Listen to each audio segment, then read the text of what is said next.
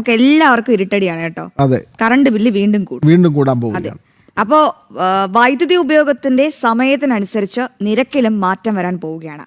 Peak സമയത്ത് നിരക്ക് കൂട്ടാനും പകൽ നിരക്കിൽ ഇളവ് നൽകാനും നിർദ്ദേശവുമായി വൈദ്യുതി റെഗുലേറ്ററി കമ്മീഷൻ അടുത്ത 5 വർഷത്തേക്കുള്ള പുതിയ നിയന്ത്രണ ചട്ടത്തിന്റെ കരട് പ്രസിദ്ധീകരിച്ചു. ജ്യോതിഷ് ജനാർദ്ദനുണ്ട് വിവരങ്ങൾ പങ്കുവയ്ക്കാൻ. Jyothish, good morning. അവിട്ടന്നര ആശംസകൾ. കറണ്ട് ചാർജ് കൂടുമെന്നറിഞ്ഞതുകൊണ്ടാണ് ജ്യോതിഷിനൊരു നിരാശയുണ്ട്. ആ മുഖം അത്ര പ്രകാശപൂരിതമാകുന്നില്ല. ജ്യോതിഷ, ഈ പീക്ക് അവറിൽ ഈ വൈദ്യുതി അല്ലെങ്കിൽ അതിന്റെ നിരക്ക് കൂട്ടുമെന്നാണ് ഇപ്പോൾ അറിയാൻ കഴിയുന്നത്. അങ്ങനെയാണെങ്കിൽ പകൽ സമയത്ത് വൈദ്യുതി നിരക്ക് അതേ നിലയിൽ തുടരുകയാണോ? എങ്ങനെയായാലും മലയാളികൾക്ക് ഇരുട്ടടി തന്നെയാണല്ലേ. കാരണം നമ്മൾ ഈ രാവിലെ ഈ ജോലിക്കൊക്കെ പോയിട്ട് തിരിച്ച് രാത്രിയാണല്ലോ വന്ന് ഒന്ന് ഫാനോ AC-യോ TV-യോ എന്താന്ന് വെച്ചാൽ ഇടുന്നത്.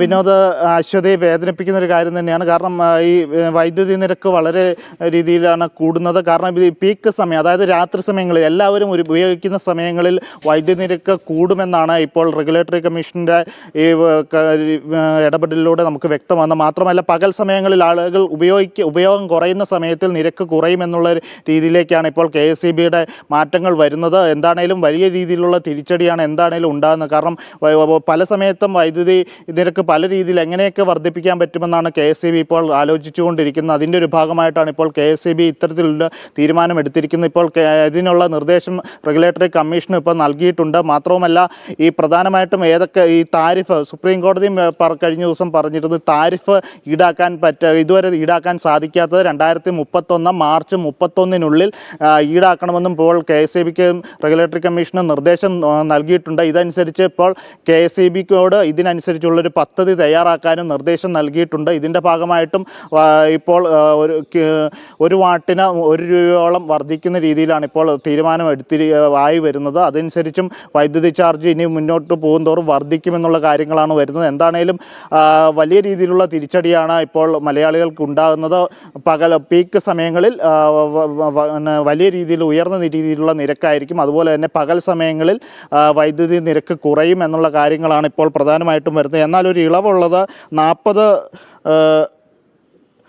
40 യൂണിറ്റ് വരെ ഉള്ളവർക്ക് ഈ നിയന്ത്രണങ്ങളിൽ നിന്ന് ഇളവുണ്ടാകും എന്നുള്ള കാര്യങ്ങളാണ് ഇപ്പോൾ പ്രധാനമായിട്ടും വരുന്നത്. മാത്രമല്ല 1 കിലോവാട്ട് വരെ കണക്റ്റഡ് ലോഡ് ഉള്ളവർക്കും ഈ പുതിയ തീരുമാനത്തിൽ നിന്ന് ഇളവുണ്ടാകും. അതിന് മുകളിലുള്ളവർക്കായിരിക്കും ഇത്തരത്തിലുള്ള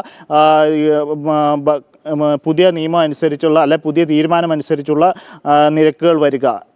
അശ്വതി, വിനോദ്, അത് ഏതെങ്കിലും മേഖലയിൽ സൗജന്യങ്ങൾ തരുമ്പോൾ മറ്റൊരു മേഖലയിൽ അത് വലിയ ചാർജായി മാറുമെന്നുള്ളതാണ്.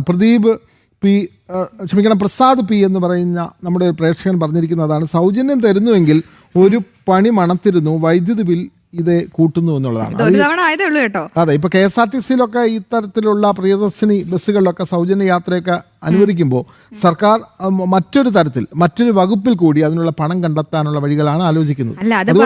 കറണ്ടിലൊക്കെ വലിയ വർധന വരുത്തുന്നത്. അതെ, ഒരു കാര്യം പറയുമ്പോൾ അതുകൂടി കൂട്ടിച്ചേർത്ത് പറയണേ. ഈ പ്രിയദർശിനി ബസ്സൊക്കെ ഉണ്ടെന്ന് പറയുന്നു, പക്ഷേ നമ്മൾ ബസ് സ്റ്റോപ്പിൽ ഇരുന്ന് ഒരു 15-20 മിനിറ്റ് കഴിഞ്ഞാൽ ഒരു പ്രിയദർശിനി ബസ്സിനെ ഞാൻ കാണാറില്ല കേട്ടോ. ബസ്സുകളുടെ എണ്ണമൊക്കെ ഫാസ്റ്റാക്കി. അപ്പൊ അതുകൊണ്ട് അതിന്റെ ഒരു ആനുകൂല്യം അല്ലെങ്കിൽ ഔദാര്യം എന്ന രീതിയിൽ കറണ്ട് ചാർജിനെ നമുക്ക് കണക്കാക്കാൻ പറ്റില്ല. കാരണം ബസ്സില്ലെന്നേ. അപ്പോൾ ഇപ്പൊ കറണ്ട് ചാർജും കൂട്ടി. ഇത് 100 ദിവസം ആയോ? അത് 100 ദിവസം കഴിഞ്ഞു. 100 ദിവസം പിന്നിടുമ്പോഴാണ് ഇത്തരത്തിലുള്ള വാർത്തകൾ പുറത്തു വരുന്നത്. അപ്പൊ ഇനി നമുക്ക് ഈ 5 വർഷത്തിനിടയ്ക്ക് ഒരുപാട് തവണ ഇപ്പം കറണ്ട് ചാർജ് എത്രയാണോ അതിന്റെ ഇരട്ടി നമുക്ക് 5 വർഷം കഴിയുമ്പോഴത്തേനും കറണ്ട് ചാർജ് വരുമെന്നുള്ളതാണ്.